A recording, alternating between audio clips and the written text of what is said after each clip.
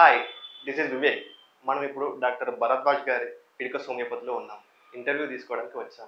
Doctor Bharadwaj గారు ఎలాంటి treatment ఇస్తున్నారు and what type of services ఉన్నాయో మనం తెలుసుకుందాం. అండ్ అలాగే డాక్టర్ భరద్వాజ్ గారు ఎందుకు హోమియోపతి తీసుకున్నారు అండ్ తన లైఫ్ స్టోరీ ఏంటో మనం తెలుసుకుందాం. Hi sir. హాయ్ అండి. సార్, మీరు ఎక్కడ పుట్టారు, ఎక్కడ చదివారు, మీ చైల్డ్హుడ్ గురించి ఎక్స్ప్లెయిన్ చేయండి. రైట్. సో చైల్డ్హుడ్ అనేది చాలా ఇంట్రెస్టింగ్ అండి. నేను పుట్టింది అనంతపూర్లో. అక్కడ మేడా నర్సింగ్ హోమ్ అనే హాస్పిటల్ ఉంటుంది. హాస్పిటల్లో పుట్టాను. లాస్ట్ 1 మంత్ ముందే మా పాపని తీసుకుని పోయి హాస్పిటల్ కూడా చూపించాను అనమాట. అక్కడ మా తాతయ్య వాళ్ళు ఉంటారు. సో మా తాతయ్య అక్కడ అనంతపూర్లో జేఎన్టీయూలో ప్రొఫెసర్ అనమాట. అంటే మెకానికల్ డిపార్ట్మెంట్లో హెచ్ఓడి. సో అక్కడ పుట్టింది నేను అక్కడే.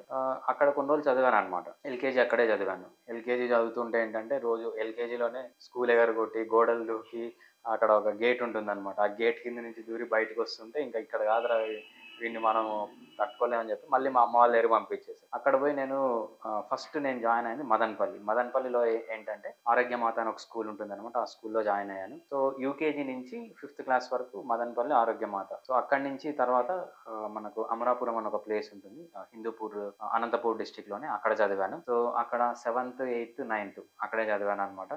అక్కడ తర్వాత నెక్స్ట్ కదిరి 9th 10th మనకు కదిరిలో చదివాను, శారదా స్కూల్ అనే స్కూల్లో. అక్కడి నుంచి ఇంటర్మీడియట్ వచ్చి విజ్ఞాన్ సుధా చిత్తూరు. అక్కడి నుంచి లాంగ్ టర్మ్ అంటే మెడికల్ ఎంసెట్ ఉండేది అప్పట్లో. లాంగ్ టర్మ్ వచ్చి నేను కోరా నెల్లూరులో చేశాను. తర్వాత నాకు హైదరాబాద్లోనే సీట్ వచ్చింది, మెడిసిన్ సీటు. సో దాని తర్వాత మాస్టర్స్ ఏమో నాది PG in clinical research. So అది సిక్కిం మణిపాల్ యూనివర్సిటీ నుంచి చేశాను అన్నమాట. సో అంటే మా ఫాదర్ బ్యాంక్లో ఉండేవాళ్ళు. బ్యాంక్లో ఎప్పుడు ట్రాన్స్ఫర్స్ ఉండేవన్నమాట. అందుకు చాలా ప్లేసెస్ వితిన్ మెయిన్గా రాయలసీమలోనే చాలా ప్లేసెస్లో చదువుకుంటూ వచ్చాను. Okay, okay. సార్, మరి మీరు ఎందుకు హోమియోపతి తీసుకున్నారు అండ్ ఇంకోటి, మీరు చిన్నప్పటి నుండి హోమియోపతి కావాలనుకున్నారా? అంటే ఏంటి? చాలా మంది చెప్తుంటారు నేను చిన్నప్పటి నుంచి నాకు పట్టుదల ఉండే డాక్టర్ కావాలని. సో నాకు అలా ఏం లేదండి. చిన్నప్పటి నుంచి లైఫ్ సైన్సెస్ అంటే ఇంట్రెస్ట్. అంటే మ్యాథ్స్ కాకుండా చిన్నప్పటి నుంచి, చిన్నప్పటి అంటే చాలా చిన్నగా ఉన్నప్పుడే చెరువులో పోయి చేపలు పట్టుకొని రావడము, ఆ చేపల్ని చదవడము, అంటే చేపల గురించి తెలుసుకోవడము. అదేవిధంగా మేము చిన్నగా ఉన్నప్పుడు మా సారు ఫ్రాగ్ డిసెక్షన్ నేర్పించాడు అనమాట. సో అప్పటి నుంచి ఫ్రాగ్ ఎక్కడన్నా కనపడితే చాలు పట్టుకోవడము, దాన్ని కొయ్యడము, దాని లోపల పార్ట్స్ అన్ని చూడడము. సో ఎంత ఇంట్రెస్ట్ అంటే లైఫ్ సైన్స్. నేను 7th 8th 6th ఆ టైంలో మా పనామ ఉండేదన్నమాట. మా పనామ వాళ్ళ హస్బెండ్ పాములు పడతాడు ఆయన. సో ఏం చేసేదంటే నేను పాము కావాలని ఏడ్చేవాడిని అనమాట. ఆయనకి నాగు పాము దొరికినప్పుడు అంతా దానికి కూరలు పీకేసి నాకు ఇచ్చేవాడు. సో నేను ఇంట్లో కొన్ని రోజులు పెట్టుకునేవాడిని. ఒకసారి ఏమైంది, ఆ పాము ఇంట్లో పెట్టుకున్నాను, అది కనపడకపోతే మొత్తం ఎతికాము, ఎక్కడ కనపడలేదు. అది టేబుల్స్కి డ్రాస్ ఉంటాయి చూసా, డ్రాలోకి వెళ్ళిపోయింది. 1 వీక్ తర్వాత కనిపించింది అనమాట. తీసుకొని ఎక్కువ రోజులు పెట్టుకోలేమన్నమాట దాన్ని. సో ఒక 2-3 డేస్ పెట్టుకొని మళ్ళీ ఊరికి దూరంలో తీసుకుని వదిలేవాళ్ళం అనమాట. వదిలేటప్పుడు చూస్తే దాంట్లో ఏంటంటే ఆయన కూరలు తీయడం మర్చిపోయాడు. ఆ కూరలున్న పాముతోనే 1 వీక్ ఆడుకున్నాను. సో ఆ పాముని మళ్ళీ వదిలేసాం అనమాట. ఇట్లా చిన్నప్పటి నుంచి లైఫ్ సైన్స్ అంటే ఇంట్రెస్ట్. అదేవిధంగా మా ఫాదర్ ఏం చెప్పారంటే నువ్వు ఇంజనీరింగ్ జాయిన్గా. సో చిన్నప్పటి నుంచి ఫ్రెండ్స్ అంతా అంటారు కదా నాకు పైలట్ కావాలని, నేను కూడా పైలట్ కావాలని మ్యాథ్స్ తీసుకున్నాను.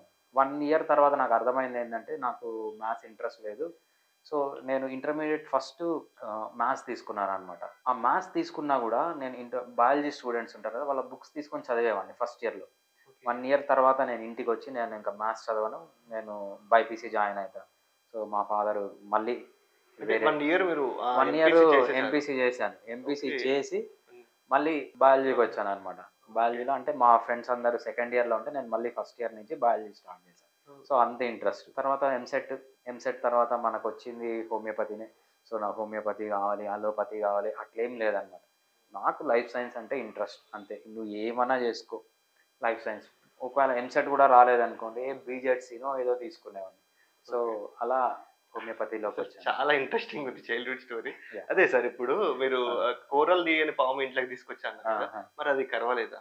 నార్మల్గా పాము ఏంటంటే అది కరవదండి, పాములు కరవు. సో మనం దాన్ని బాగా పట్టుకొని ఆడుకుంటే కరవు అనమాట అవి. సో దాన్ని ఏమైనా ఇరిటేట్ చేస్తేనే కరుస్తాయి తప్పితే దాన్ని ఇరిటేట్ చేయకుండా నార్మల్గా పట్టుకొని ఆడుకుంటే అసలు ఏం చేయవు. సో మామూలుగా ఆయన ముందు కూడా 2-3 సార్లు ఇచ్చాడు, అప్పుడు కూరలు తీసి ఇచ్చాడు. ఈయన కొంచెం తాగుతాడు అనమాట. ఆ తాగిన మైకంలో నేను అనుకోవడం ఏంటంటే కూరలు తీయడం మర్చిపోయాడు, కూరలు తీయని పామును అలానే ఇచ్చేసాడు. Very interesting story sir. Really. Sir మరి మీరు మెడికల్ రీసెర్చ్ ఎందుకు చేశారు? అంటే మామూలుగా చిన్న పిల్లలు డాక్టర్ అవ్వచ్చు, లేకపోతే ఫీమేల్ సంబంధించిన డాక్టర్ కావచ్చు, జనరల్ ఫిజికల్ డాక్టర్ కావచ్చు. ఇవన్నీ ఉండంగా స్పెషల్‌గా మీరు మెడికల్ రీసెర్చ్ ఎందుకు చేశారు? రైట్. దీనికి ఒక చాలా ఇంట్రెస్టింగ్ స్టోరీ ఉందండి. సో, నేను బీహెచ్ఎంఎస్ అంటే హోమియోపతి. ఇక్కడే హైదరాబాద్‌లో చేశాను. నేను ఫస్ట్ ఇయర్‌లో ఉన్నప్పటి నుంచే పేషెంట్‌ని ట్రీట్ చేసేవాడిని. సో, ఫస్ట్ పేషెంట్ ఏంటంటే నాకు మా ఫ్రెండ్ వాళ్ళ బాబాయ్. ఆయనకు ఒకసారి టూత్ పెయిన్ చాలా వచ్చి అన్ని దగ్గరలో చూయించుకున్నారు. యాంటీబయాటిక్స్ వాడారు. అన్నీ చేసి తగ్గలేదు. నేను అప్పుడు ఇంకా ఫస్ట్ ఇయర్. ఆయన నాకు కాల్ చేశారు. నేను ఏదో మూడ్‌లో ఉండి మా సీనియర్‌లో చూపిస్తాను రండి అని చెప్పాను. ఆయన ఖైరతాబాద్‌లో ఉంటారు. ఖైరతాబాద్ నుంచి రామంతపూర్ వరకు maximum half an hour journey అనమాట. అక్కడికొచ్చారు. వచ్చిన వెంటనే నేను ఫస్ట్ ఇయర్ నాకేం చేయాలో తెలియదు. సో, మా సీనియర్ ఒక అతను ఉన్నారు చక్రపాణి అని. సో, ఆయనకు ఫోన్ చేశాను. సార్ ఇలా ఉంది అంటే, ఈ మెడిసిన్ ఇవ్వు. ఒకటే డోస్ మెడిసిన్ ఇవ్వు అని చెప్పారు. ఇచ్చాను. ఆయన ఏం చేశారు రామాంతపూర్ నుంచి ఖైరతాబాద్ మళ్ళీ వాళ్ళ ఇంటికి వెళ్ళిపోయారనమాట. వెళ్ళే లోపల ఆయనకి పెయిన్ తగ్గిపోయింది, స్వెల్లింగ్ తగ్గిపోయింది, మొత్తం తగ్గిపోయి నెల రోజుల నుంచి నిద్రపోలేదు ఆయన. ఫస్ట్ టైం నెల రోజుల తర్వాత ఆయన ప్రశాంతంగా పెయిన్ తగ్గిపోయి, స్వెల్లింగ్ తగ్గిపోయి, రెడ్నెస్ తగ్గిపోయి నిద్రపోయినారు. సో, అది నా ఫస్ట్ కేస్ అనమాట. అదేవిధంగా ఫస్ట్ ఇయర్ నుంచే నేను ఏదో ఒక తెలుసో తెలియకనో అట్లా చాలా సివియర్ ప్రాబ్లం అనమాట. మా ఫ్రెండ్ వాళ్ళ ఫ్రెండ్‌కి మనము న్యూమోనైటిస్ అంటారు. ఎంత చూపించినా తగ్గలేదు. సింగిల్ మెడిసిన్ అంటే ఇది ఎవరి ఇది లేకుండా నేనే దానిపైన చేసి మెడిసిన్ ఇచ్చాను. బాగా తగ్గిపోయింది. ఆయన కూడా ఒక 3, 4 ఇయర్స్ నుంచి బాధపడుతున్నారు న్యూమోనైటిస్ తగ్గలేదు. మెడిసిన్ ఇస్తే తగ్గింది. ఇలా చేస్తూ ఉంటే ఏమైందంటే మాకు మా సీనియర్ ఒకతను ఉండేవాడు. శ్రీకాంత్ అని. ఆయన ఏంటంటే ఒకరోజు నాకు ఒక బుక్ ఇచ్చాడు. Pharmacology book. ఫార్మకాలజీ బుక్ అంటే అది అలోపతిక్ ఫార్మకాలజీ. ఆ ఫార్మకాలజీ బుక్ తీసి చదివితే మొత్తం బుక్ అంతా చదివాను. ఇంత పెద్ద బుక్ ఉంటుంది. మొత్తం ఫార్మకాలజీ, అలోపతి ఫార్మకాలజీ నేను థర్డ్ ఇయర్‌లో ఉన్నప్పుడు చదివానన్నమాట. ఆ బుక్ తీసి చదివిన తర్వాత నాకు అర్థమైంది ఏంటంటే ఆ అలోపతి మెడిసిన్ అనేది కంప్లీట్‌లీ సైంటిఫిక్. సైంటిఫిక్ అంటే ఏంటి? మనము ఫార్మకోడైనమిక్స్, ఫార్మకోకైనెటిక్స్ అంటారన్నమాట. ఫార్మకోడైనమిక్స్ అంటే అసలు డ్రగ్ ఒకసారి నీ బాడీలోకి వచ్చిన తర్వాత నీ బాడీలో ఎటువంటి చేంజెస్ చేస్తుంది. ఫర్ ఎగ్జాంపుల్ కడుపులో మంటేసిందంటే యాసిడ్ ఉంటుంది. వాళ్ళు బేస్ ఇస్తారు. యాసిడ్ బేస్ రియాక్షన్ అయితే అక్కడ ఆ కడుపు మంట అనేది తగ్గిపోతుందన్నమాట. కొన్ని రిసెప్టార్స్ ఉంటాయి. లేకపోతే కొన్ని మెకానికల్‌గా పనిచేస్తాయి. అట్లా ప్రతి ఒక్క దానికి ఒక సైంటిఫిక్ రీజన్ ఉంటది. అదేవిధంగా దీన్ని ఫార్మకోడైనమిక్స్ అంటారు. ఫార్మకోకైనెటిక్స్ అంటారు. ఫార్మకోకైనెటిక్స్ అంటే ఏంటంటే డ్రగ్ బాడీలో ఎలా ఎంటర్ అవుతుంది? బాడీలో ఎలా డిస్ట్రిబ్యూట్ అవుతుంది? బాడీలో ఎలా మెటబలైజ్ అవుతుంది? బాడీలోంచి ఎలా ఎలిమినేట్ అవుతుంది? ఏడీఎంఏ అంటారు. ఇవన్నీ అలోపతి డ్రగ్స్‌కి సైంటిఫిక్‌గా ఉంటుంది అందులో వాళ్ళు ఏది చేసినా. ఆ రోజు నాకు అర్థమైంది ఏంటంటే హోమియోపతి ఇంత సైంటిఫిక్ కాదు. హోమియోపతి 1796లో ఇన్వెంట్ చేశారనమాట. 1796 అప్పటికి ఇంకా స్టెతస్కోప్ కూడా ఇన్వెంట్ చేయలేదు. స్టెతస్కోప్ ఎప్పుడు ఇన్వెంట్ చేశారు? 1816లో ఇన్వెంట్ చేశారు. స్టెతస్కోప్ కంటే ముందు రాసిన బుక్స్‌ని ఇంకా మా హోమియోపతి బీహెచ్ఎంఎస్ అనే కోర్సులో ఇంకా అవే బుక్స్ ఇస్తున్నారనమాట. అందుకేంటంటే అప్పటి నుంచి మొన్నటి వరకు 2000s వరకు హోమియోపతిలో రీసెర్చ్ లేదు. నాకు అప్పుడు అనిపించింది ఏంటంటే హోమియోపతి ఎప్పుడో 250 సంవత్సరాల ముందు రాసిన బుక్స్‌ని ఇంకా అవే చదువుతున్నారు. అడ్వాన్స్‌మెంట్ లేదు. అలోపతి ఉన్నంత సైంటిఫిక్‌గా హోమియోపతి లేదు అని చెప్పి నాకు అనిపించింది. చాలామంది మా సీనియర్స్‌ని అందరిని అడిగారనమాట.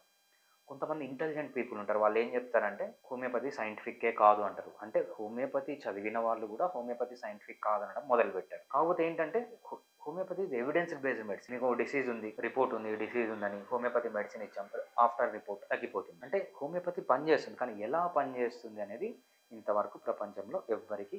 దానివల్ల ఏంటంటే అది నేను ఛేదించాను. ఫార్మకో డైనమిక్స్ ఏంటి, ఫార్మకోకైనెటిక్స్ ఏంటి, హోమియోపతి మెడిసిన్ని సైంటిఫిక్‌గా ఎస్టాబ్లిష్ చేయాలనే దీంతో నేను నా పోస్ట్ గ్రాడ్యుయేషన్‌కు రీసెర్చ్‌లోకి వెళ్ళానన్నమాట. రీసెర్చ్‌లోకి వెళ్ళిన తర్వాత 10 ఇయర్స్ రీసెర్చ్‌లో ఉన్నాను. అంటే యూకేలో కొన్ని రోజులు ఉన్నాను, ఇండియాలో కొన్ని రోజులు ఉన్నాను. బేసిక్‌గా నా స్పెషాలిటీ ఏంటంటే మనం క్లినికల్ ట్రయల్స్ అంటాం చూసారా? క్లినికల్ ట్రయల్స్ అంటే మన కరోనా వ్యాక్సిన్ అప్పుడు కూడా వాళ్ళు ఏం చేశారు? Phase 1 clinical trials, phase 2 clinical trials, phase 3 clinical trials. ఈ క్లినికల్ ట్రయల్స్ పాస్ అయిన తర్వాతనే మీకు వ్యాక్సిన్ వస్తుంది. సో నేను ఆ క్లినికల్ ట్రయల్స్ చేసే స్పెషలిస్ట్ అనమాట. అంటే ఒక డ్రగ్‌ని ఫస్ట్ టైం హ్యూమన్ బీయింగ్‌కి ఇచ్చి దాని కైనెటిక్స్, ఫార్మకోడైనమిక్స్ అన్నీ ఎలిసిట్ చేసి ఆ డేటాను గవర్నమెంట్‌కి సబ్మిట్ చేస్తాం. ఆ డేటా అంతా కరెక్ట్. అంటే ఉన్న డ్రగ్ కంటే పాత డ్రగ్ కంటే ఈ drug more safe, more efficient అన్నప్పుడు డ్రగ్‌ని పబ్లిక్‌కి రిలీజ్ చేస్తారనమాట. దాన్నే క్లినికల్ ట్రయల్ అంటారు. డ్రగ్ ఒకటే కాదు, ఒక్కొక్కసారి కొన్ని డివైజెస్ అంటే మెడికల్ డివైజెస్ కొత్తగా వచ్చిందనుకోండి, ఎంఆర్ఐ కొత్త మిషన్ వచ్చింది, దానిపైన కూడా రీసెర్చ్ జరగాలి. అదేవిధంగా ఒక కొత్త సర్జికల్ టెక్నిక్ వచ్చింది. ముందు కిడ్నీని బ్యాక్ నుంచి ఓపెన్ చేసేవాళ్ళు. ఇప్పుడు ఫ్రంట్ నుంచి ఓపెన్ చేసే కొత్త టెక్నిక్ వచ్చింది. దానిపైన కూడా రీసెర్చ్ జరగాలన్నమాట. సో ఒక డ్రగ్ గానీ, ఒక డివైస్ గానీ, ఒక సర్జికల్ టెక్నిక్ గానీ, సో వీటిపైనంతా రీసెర్చ్ ఇలా 10 ఇయర్స్ చేశాననమాట. అంటే 10 ఇయర్స్. 10 ఇయర్స్. కొన్ని రోజులు యూకేలో ఉన్నా, కొన్ని రోజులు ఇండియాలో కూడా చేశా. 10 ఇయర్స్ తర్వాత ఏమైందంటే, నేను ఏదైతే రీసెర్చ్ చేయాలనుకున్నానో అక్కడ 2010లో బ్రేక్ త్రూ వచ్చింది. 2010లో ఏమైందంటే మనకు ప్రొఫెసర్ బల్లారే అనే ఆయన సైంటిఫిక్‌గా హోమియోపతి మెడిసిన్‌ని ప్రూవ్ చేశారన్నట్టు. సో బేసిక్‌గా ఏంటంటే ఏదైతే హోమియోపతిలో లాక్యునాస్ ఉన్నాయో ఆ లాక్యునాస్‌ని అర్థం చేసుకోవడానికి నేను రీసెర్చ్ ఫీల్డ్‌లోకి వెళ్ళడం జరిగింది 10 ఇయర్స్. ఓకే. ఓకే. సార్ ఇప్పుడు అక్కడ 10 ఇయర్స్ చేశారు కదా! మీరు ఎక్కడెక్కడ చదివారు? ఎక్కడెక్కడ రీసెర్చ్ చేశారు? సో నేను రీసెర్చ్ చేసిన డిఫరెంట్ కంపెనీస్‌లో చేశాను. కొన్ని రోజులు యూకేలో ఉన్నాను. యూకేలో కొన్ని కంపెనీస్‌లో చేశాను. మళ్ళీ ఇండియాలో కొన్ని కంపెనీస్‌లో చేశాను. సో అన్నీ రీసెర్చ్ బేస్డ్ కంపెనీస్ అనమాట. ఓకే. సిఆర్ఓస్ అంటాము. క్లినికల్ రీసెర్చ్ ఆర్గనైజేషన్స్ అంటామనమాట వాటిని. ఓకే. మీరు మెడికల్ రీసెర్చ్ చేస్తున్నారు కదా! రైట్. అక్కడే బాగా సంపాదిస్తున్నారు. రైట్. డెవలప్ అవుతున్నారు. రైట్. చాలా క్వెషన్స్‌కి ఆన్సర్ దొరుకుతుంది. రైట్. మళ్ళీ మరి హోమియోపతికి ఎందుకొచ్చారు మరి? రైట్. బేసిక్‌గా హోమియోపతికి ఎందుకు మీరు నన్ను అడిగేది ఏంటంటే, ఎందుకు ఫిడికస్ హోమియోపతి అని పెట్టి చైన్ ఆఫ్ క్లినిక్స్ స్టార్ట్ చేశారంటున్నారా? యాహ్! సో ఈ 10 ఇయర్స్ నేనేం చేశానంటే మెడికల్ రీసెర్చ్‌తో పాటు హోమియోపతి ప్రాక్టీస్ కూడా చేశాను. అంటే పెద్ద స్కేల్‌లో కాదు, చిన్న స్కేల్‌లో హోమియోపతి ప్రాక్టీస్ చేస్తూ వచ్చాను. సో బేసిక్‌గా నేనేంటంటే 2008 ఆ టైంలో క్లినిక్ స్టార్ట్ చేశాను. క్లినిక్ స్టార్ట్ చేసినప్పుడు నాకు ఆన్సర్స్ దొరకలేదు. అందుకే ఏంటంటే ఇక్కడ క్లినిక్ క్లోజ్ చేసి సో యూకేలో కానీ ఇక్కడ నేను ప్రాక్టీస్ చేశాననమాట. సో ఎందుకు సడన్‌గా మళ్ళీ చైన్ ఆఫ్ క్లినిక్స్‌కి వచ్చానంటే 2010లో మనకు ఒక రీసెర్చ్ జరిగింది. ప్రొఫెసర్ జేఎస్ బల్లారే అని ఆయన ఐఐటి ముంబైలో కెమికల్ ఇంజనీర్. ఆయన ఏం చేశారంటే ఫస్ట్ టైం ప్రపంచంలో అంతవరకు ఏమనుకునేవాళ్ళంటే పాత బుక్స్ అన్నీ చదివి హోమియోపతి డైల్యూషన్‌లో అసలు మెడిసిన్ లేదు. సో ఇది ఉత్త ప్లాసిబో, ఇది డమ్మీ మెడిసిన్ అని అందరికీ చెప్పేవాళ్ళనమాట. ఫస్ట్ టైం 2010లో ఆయన రీసెర్చ్ చేసి ఎలక్ట్రాన్ మైక్రోస్కోప్స్ ఆయన టెక్నిక్స్ అని యూజ్ చేసి ఇది డమ్మీ మెడిసిన్ కాదు, దీంట్లో యాక్టివ్ ఇంగ్రీడియంట్ ఉంది అని ఫస్ట్ ఆయన కనుక్కొని సైంటిఫిక్‌గా ప్రూవ్ చేశారు. అప్పటి వరకు చాలామంది హోమియోపతిని ఎందుకు డిసప్రూవ్ చేస్తున్నారంటే అసలు మనం హోమియోపతి ప్రిన్సిపల్స్ చేసుకుంటే it is so diluted that దాంట్లో అసలు మెడిసిన్ అనేది లేదు. అరుణ్ ఒక డైల్యూషన్ ఇయ్యవా? దీన్ని హోమియోపతిక్ డైల్యూషన్ అంటారనమాట. ఇది Okay, sir. Back bone of homeopathy. చాలామంది 2010 కంటే ముందు బిలీవ్ చేసింది ఏంటంటే అసలు దీంట్లో మెడిసిన్ లేదు, ఇది జస్ట్ ఆల్కహాల్ వాటరు, అసలు ప్లాసిబో డమ్మీ అనేవాళ్ళని. కానీ ఆ జయేష్ బల్లార్ ఎప్పుడైతే కనబెట్టారో ఆయన రీసెర్చ్ పేపర్స్ చూసి నాకు కూడా ఏమనిపించిందంటే I want to get back to హోమియోపతిలో ఎందుకు హోమియోపతి అంటే హోమియోపతిలో మీకు సైడ్ ఎఫెక్ట్స్ ఉండవు.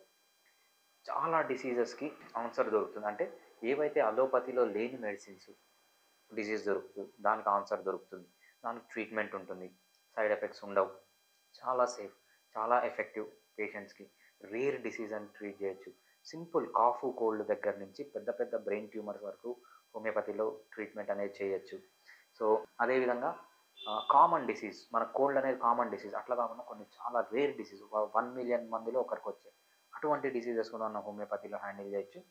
ఇవన్నీ వితౌట్ సింగిల్ సైడ్ ఎఫెక్ట్, ఒక్క సైడ్ ఎఫెక్ట్ కూడా లేకుండా చేయొచ్చు. కాబట్టి సో ఇంత మంచి ట్రీట్మెంట్ని I want to get it to the masses అనమాట. అందుకు మళ్ళీ ఫిడికస్ హోమియోపతి అని మనం కంప్లీట్లీ రిజిస్టర్డ్. సో మన కంపెనీ ఏంటంటే క్లింజీనియస్ ప్రైవేట్ లిమిటెడ్ అనే కంపెనీ, దాని కింద ఫిడికస్ హోమియోపతి అనే బ్రాండ్. ఈ బ్రాండ్ కింద మనకు multiple chain of homeopathy clinics completely, అంటే అన్ని మనకు గవర్నమెంట్ నుంచి ఏమేమి పర్మిషన్స్ కావాలో ఆ పర్మిషన్స్ కానీ ట్రేడ్ మార్క్స్ కానీ, సో చాలా పక్కాగా మనము చైన్ ఆఫ్ క్లినిక్స్ అనేవి స్టార్ట్ చేసాము. అంటే అది ఫిడికస్ అంటే నేను ఎప్పుడు వినలేదు. నాకు అది అర్థం కాలేదు. అంటే దానికి ఏమన్నా సెపరేట్ మీనింగ్ ఏమన్నా ఉందా? రైట్. సో ఫస్ట్ వచ్చిన తర్వాత నాకు డాక్టర్ అయినప్పటి నుంచి, నాకు అంటే స్టూడెంట్గా ఉన్నప్పటి నుంచి నాకు జర్నీలో అనిపించింది ఏంటంటే ఒకటే, చాలా ఉన్నాయి దాంట్లో మెయిన్గా ఏంటంటే ఈ కాలంలో పేషెంట్కి డాక్టర్కి మధ్య ఏదైతే ఇంపార్టెంట్ బాండ్ ఉంటుందో దాన్ని ట్రస్ట్ అంటాము. ఆ ట్రస్ట్ లేకుండా పోతుంది అనేది నాకు అర్థమైంది. పాతకాలంలో ఏంటంటే పాత సినిమాలు మనం అవి చూస్తూ ఉంటాం. పాతకాలంలో డాక్టర్ అంటే ఒక దేవుళ్ళలాగా చూసేవాళ్ళు, వైద్యో నారాయణ హరి అనేవాళ్ళు. సో ఇప్పుడు అది పోయిందనమాట. బేసిక్గా ఏంటంటే డాక్టర్కి పేషెంట్కి మధ్య ట్రస్ట్ పోయింది. సో మా నేమ్లోనే ట్రస్ట్ ఉంటుంది. ఏంటంటే ఫిడికస్ అనేది 2 words లాటిన్ నుంచి తీసుకున్నాం. మనం మెడికల్ టర్మ్స్ అన్నీ మామూలుగా లాటిన్ నుంచి తీసుకుంటారు, నేను కూడా లాటిన్ నుంచి తీసుకున్నాను. ఫిడీషియా అని ఒక టర్మ్ అనమాట. ఫిడీషియా అంటే ఏంటంటే బేసిక్గా లాటిన్లో ట్రస్ట్ అని, మెడికస్ అంటే డాక్టర్ అని. బేసిక్గా అంటే ఫిడీషియాలో నుంచి ఫిడికస్, మెడికస్లో నుంచి కస్ రెండు తీసుకొని జాయిన్ చేసి ఫిడికస్ అని మేడం. బేసిక్గా దీని మీనింగ్ ఏంటంటే ట్రస్ట్ అనేది వెరీ ఇంపార్టెంట్. డాక్టర్ పేషెంట్ని ట్రస్ట్ చేయాలి, పేషెంట్ డాక్టర్ని ట్రస్ట్ చేయాలి. ఈ ట్రస్ట్ అనేది బ్రేక్ కావద్దు అనమాట. సో డాక్టర్ ఎలా బిహేవ్ చేయాలంటే ఏది పోయినా కూడా డాక్టర్కి పేషెంట్కి మధ్య ట్రస్ట్ అనేది ఉండాలి. అది మెయిన్ మోటో ఫిడికస్ అనే పేరు రావడానికి. చాలా బాగుంది. ట్రస్ట్ ప్లస్ డాక్టర్ చాలా అంటే చాలా బాగుంది. Fidicus homeopathy. Fidicus homeopathy. So మనం చాలా క్లినిక్స్ చూస్తుంటాం సార్, Right. చాలా హోమియోపతిలో కూడా చూస్తుంటాం. అదే మన ఫిడికస్ హోమియోపతిలో స్పెషల్ ఏంటి సార్? ఫిడికస్ హోమియోపతికే పేషెంట్లు ఎందుకు రావాలి, వేరే దగ్గరికి వెళ్ళొచ్చా? సో ఫిడికస్ హోమియోపతి స్పెషాలిటీ ఏంటంటే మాకు ఒక సింగిల్ ప్రిన్సిపల్ ఉంటుందన్నమాట. ఆ ప్రిన్సిపల్లోనే మేమంతా పనిచేస్తాం. ఒకటేంటంటే హయ్యెస్ట్ ఛాన్స్ ఆఫ్ సక్సెస్. నువ్వు ఏమన్నా చేయి పేషెంట్కి హయ్యెస్ట్ సక్సెస్ రేట్ ఇవ్వాలి. అంటే మాకున్న డాక్టర్స్ కానీ, మేము వాడే మెడిసిన్స్ కానీ, మేము సెలెక్ట్ చేసుకునే డాక్టర్స్ కంప్లీట్గా నాలెడ్జ్ ఉండాలి, ప్యాషనేట్ ఉండాలి, హైలీ క్వాలిఫైడ్ ఉండాలి, ఎక్స్పీరియన్స్డ్ ఉండాలి. వీళ్ళని మాత్రమే మనం తీసుకుంటాం అన్నమాట. అదేవిధంగా మేము వాడే మెడిసిన్స్ కూడా టాప్ క్వాలిటీ మెడిసిన్స్. ప్రపంచంలో ఏదైతే నెంబర్ 1 ఫార్మా కంపెనీ ఉంటుందో ఆ కంపెనీ నుంచి ఎంత కాస్ట్లీ అయినా మేము అక్కడి నుంచే మెడిసిన్స్ తెప్పిస్తాం. సో మా ప్రిన్సిపల్ ఏంటంటే ఎక్కడ దొరకని సక్సెస్ రేట్ మా దగ్గర ఉండాలి. సో ఇప్పుడు మీరు మార్కెట్లోకి వెళ్ళి చూసుకోండి, ఏ హోమియోపతి క్లినిక్లో మీరు కొన్ని డేటా తీసుకున్నా మా ఫిడికస్ హోమియోపతిలో హయ్యెస్ట్ సక్సెస్ రేట్ ఉంటుంది. Any disease, for particular disease మీకు తీసుకుంటే మాకున్న సక్సెస్ రేట్ వేరే ఏ హోమియోపతి డాక్టర్ కానీ, ఇండివిజువల్ డాక్టర్ కానీ, చైన్ ఆఫ్ క్లినిక్స్ కానీ లేదనమాట. సో అందుకు people should prefer Fidicus homeopathy. అదేవిధంగా మాకు 3 కోర్ ప్రిన్సిపల్స్ పైన మేము ఆపరేట్ చేస్తాం అనమాట. ఫస్ట్ కోర్ ప్రిన్సిపల్ వచ్చి హైయెస్ట్ సక్సెస్. సో మీకు ఎక్స్ప్లెయిన్ చేశాను. నెక్స్ట్ ఏంటంటే transparent treatment. So transparent treatment అంటే ఏంటంటే చాలామంది డాక్టర్స్ వాళ్ళ దగ్గరికి పేషెంట్స్ రావాలనో, లేకపోతే వీళ్ళ దగ్గర పేషెంట్ మెడిసిన్స్ తీసుకోవాలనో, లేకపోతే వీళ్ళ దగ్గరే ఉండాలనో కొన్ని మిస్ఇన్ఫర్మేషన్ ఇవ్వడం, రాంగ్ ఇన్ఫర్మేషన్ ఇవ్వడం ఇలా చేస్తుంటారు అనమాట. మాకేంటంటే మా సెకండ్ ప్రిన్సిపల్ వచ్చి ట్రాన్స్పరెంట్ ట్రీట్మెంట్. పేషెంట్కి యాజ్ ఇట్ ఈస్ చెప్పడం అనమాట. సో ఏది బ్లాక్ అండ్ వైట్లో చెప్పడం, ఎటువంటి దాపరికం ఉండకూడదు అనమాట. దాపరికం లేకుండా పర్టికులర్ కండిషన్లో, ఆ పర్టికులర్ డిసీజ్లో, ఆ పర్టికులర్ స్టేజ్లో, ఆ పర్టికులర్ పర్సన్కి ఏజ్ని బట్టి, జెండర్ని బట్టి ఏది బెస్టో అది సజెస్ట్ చేస్తాం. ఒకవేళ హోమియోపతి బెస్ట్ అంటే హోమియోపతి తీసుకోమంటాం, లేదు దానికి ఇంకేదన్నా మంచి ట్రీట్మెంట్ ఉందే ఆ ట్రీట్మెంట్ తీసుకోమంటాం. సో మాకేంటంటే ఆ ట్రస్ట్ మెయింటైన్ చేయడం, ఆ ట్రాన్స్పరెన్సీ మెయింటైన్ చేయడం అనేది చాలా ఇంపార్టెంట్. అది మా సెకండ్ ప్రిన్సిపల్. ఇంకా మా థర్డ్ ప్రిన్సిపల్ వచ్చి పర్సనల్ కేర్ అనమాట. సో నేను ఇప్పుడు చాలామంది కార్పొరేట్ హాస్పిటల్స్ కానీ, హోమియోపతి కార్పొరేట్ హాస్పిటల్ కానీ చూశాను. ఫస్ట్ ఒక కాల్ చేస్తారు హాస్పిటల్కి, ఆ ఆపరేటర్ లిఫ్ట్ చేస్తారు. అసలు ఆపరేటర్ ఎవరో వీళ్ళకి తెలియదు, వీళ్ళు ఎవరో ఆపరేటర్ తెలియదు. వీళ్ళు స్టోరీ మన నుంచి స్టార్ట్ చేస్తారు. అంటే ఆ పర్సనల్ టచ్ అనేది పోతుంది. సరే ఏదో రిసెప్షనిస్ట్తో మాత్రమే కదా అయిపోయింది అనుకోండి, డాక్టర్ దగ్గరికి పోతే ఈ రోజు ఒక డాక్టర్ ఉంటాడు, రేపు పోతే రేపు ఇంకో డాక్టర్ ఉంటాడు, ఎల్లుండి పోతే ఇంకో డాక్టర్ ఉంటాడు. వీళ్ళు మళ్ళీ కేసు అంతా చూసి ఆ డాక్టర్ కేసు అంతా అర్థం చేసుకొని ట్రీట్మెంట్ అంతా ప్రతిసారి పోయినప్పటి నుంచి, ఎస్పెషల్లీ హోమియోపతిలో ఫస్ట్ నుంచి స్టార్ట్ చేస్తారు. సో మేము ఇలా కాకుండా పర్సనల్ కేర్ అనే కాన్సెప్ట్తో మా దగ్గర ఉన్న డాక్టర్స్ ఏంటంటే ఒక్కసారి మా దగ్గరికి వచ్చిన తర్వాత వాళ్ళు మమ్మల్ని వదిలిపెట్టిపోరు అనమాట. ఎందుకంటే we'll take care of them. మనం వాళ్ళకి ఇచ్చే శాలరీస్ కానీ చాలా హైగా ఇస్తామన్నమాట. అందుకు ఆ పర్సనల్ కేర్ అనేది, సో ఆ ట్రాన్స్పరెంట్ ట్రీట్మెంట్ అనేది, హైయెస్ట్ సక్సెస్ రేట్ అనేది హోమియోపతిలో మేమే ఇస్తున్నాం కాబట్టి so every one should prefer coming to Fidicus homeopathy. Okay sir, మీరు ఎలాంటి డిసీజెస్కి ట్రీట్మెంట్ చేస్తారు and what type of services sir? Right. So మనము ఎటువంటి డిసీజెస్ని ట్రీట్ చేస్తామంటే మెయిన్గా మనం డిసీజ్ని 3 బ్రాడ్ కేటగిరీస్లో చేస్తామన్నమాట. ఫస్ట్ కేటగిరీ వచ్చి అక్యూట్ డిసీజెస్ అంటారు. అక్యూట్ డిసీజ్ అంటే సడన్గా వచ్చే డిసీజెస్. కోల్డ్ సడన్గా వస్తుంది, ఫీవర్ సడన్గా వస్తుంది, డెంగ్యూ సడన్గా వస్తుంది, మలేరియా, ఇవన్నీ అక్యూట్ కండిషన్స్ అనమాట. సో ఈ అక్యూట్లో మళ్ళీ 2 రకాలు ఉంటాయి. Acute emergencies, acute non emergencies అని. ఎమర్జెన్సీస్ అంటే సడన్గా వస్తాయి కానీ లైఫ్ థ్రెటనింగ్. ఏంటి? Heart attack, life threatening. Next ఏంటి? Brain stroke, life threatening. So ఇవి మనం ప్రస్తుతానికి హ్యాండిల్ చేయట్లేదు. ఇవి తప్ప మిగిలినవన్నీ అంటే అక్యూట్ నాన్ ఎమర్జెన్సీస్. మలేరియాలు కానీ, డెంగ్యూలు కానీ, కోల్డ్ కానీ, ఫీవర్లు కానీ, ఇంకా అన్నీ ఏదైతే అక్యూట్ నాన్ ఎమర్జెన్సీస్ ఉంటాయో అవన్నీ హ్యాండిల్ చేస్తున్నాం. దీంతోపాటు క్రానిక్ డిసీజ్, దీర్ఘకాలిక రోగాలు అంటారు కదా. క్రానిక్ డిసీజ్ అంటే డయాబెటీస్ కానీ, థైరాయిడిజం కానీ, పీసీఓడీస్ కానీ, ఇవన్నీ చాలా రోజుల వరకు ఉంటాయన్నమాట. సో వీటిని కూడా మనం హ్యాండిల్ చేస్తాం. So acute non emergencies, acute ఎమర్జెన్సీస్ని హ్యాండిల్ చేయం, క్రానిక్ డిసీజెస్ ఇవన్నీ తీసుకుంటాం అనమాట. నెక్స్ట్ కేటగిరీకి వచ్చేటప్పటికి మనము సింపుల్ డిసీజెస్ నుంచి చాలా సివియర్ డిసీజెస్, కోల్డ్ వచ్చింది, లేకపోతే సైనసైటిస్ ఉంది, లేకపోతే స్కిన్ పైన ఇచ్చింగ్ ఉంది చాలా సంవత్సరాల నుంచి. Simple diseases. కాంప్లెక్స్ డిసీజెస్ అంటే క్యాన్సర్స్, బ్రెయిన్ ట్యూమర్స్ ఇటువంటివి కూడా హ్యాండిల్ చేస్తున్నాం అనమాట. అంటే సింపుల్ డిసీజ్ నుంచి చాలా కాంప్లెక్స్ డిసీజెస్ వరకు కూడా మనం హ్యాండిల్ చేస్తున్నాం. ఇంకా థర్డ్ కేటగిరీ వచ్చి common diseases to rare diseases. Common diseases ఏంటి? కోల్డ్ అనేది అందరికీ వచ్చే కామన్ డిసీజ్. కొన్ని రేర్ డిసీజెస్ ట్రీట్ చేసాం అనమాట. క్రుడ్జిఫెల్డ్ జాకబ్ డిసీజ్ అనేది 1 మిలియన్ పీపుల్లో ఒకరికి వస్తుంది. లేకపోతే మనకు కొన్ని రేర్ కాంప్లికేషన్స్ ఆఫ్ మీజల్స్ అన్న, ఎస్ఎస్పి అంటాం, అటువంటివి. సో కామన్ డిసీజెస్, అందరికీ వచ్చే డిసీజెస్ దగ్గర నుంచి రేర్ డిసీజెస్ని కూడా మనం హ్యాండిల్ చేస్తున్నాం. ఇంకొకటి ఏంటంటే మనం చేసేది కామన్ డిసీజెస్ నుంచి రేర్ డిసీజెస్. నెక్స్ట్ ఏంటంటే మనము 2 టైప్స్ ఆఫ్ సర్వీసెస్ ఇస్తున్నాం. ఒకటి ఆన్లైన్ సర్వీసెస్, ఒకటి ఇన్ పర్సన్ సర్వీసెస్. ఆన్లైన్ అంటే ప్రపంచంలో ఎక్కడున్నా, మనకి యూఎస్, యూకే, ఈవెన్ పాకిస్తాన్లో కూడా మనకు పేషెంట్స్ ఉన్నారు. పాకిస్తాన్? పాకిస్తాన్. సో పాకిస్తాన్లో అది కొంచెం డిఫరెంట్ రూట్ ఉంది. మనం డైరెక్ట్ మెడిసిన్స్ పంపించలేం. మెడిసిన్స్ ఆఫ్ఘనిస్తాన్కి వెళ్తే ఆఫ్ఘనిస్తాన్ నుంచి వాళ్ళ రిలేటివ్స్ ఎవరో ఉంటే వాళ్ళు తీసుకొని వాళ్ళకి పాకిస్తాన్కి ఇస్తారు. కొన్ని రేర్ డిసీజెస్ మనకు పాకిస్తాన్లో మన సక్సెస్ రేట్ చూసి కొంతమంది పాకిస్తాన్ నుంచి కాంటాక్ట్ అయ్యారు. వేరే కంట్రీస్లో కూడా చేస్తున్నాం. వేరే కంట్రీస్కి మనం మెడిసిన్స్ పంపించడం ఈజీ, పాకిస్తాన్కి మనకు లేదు.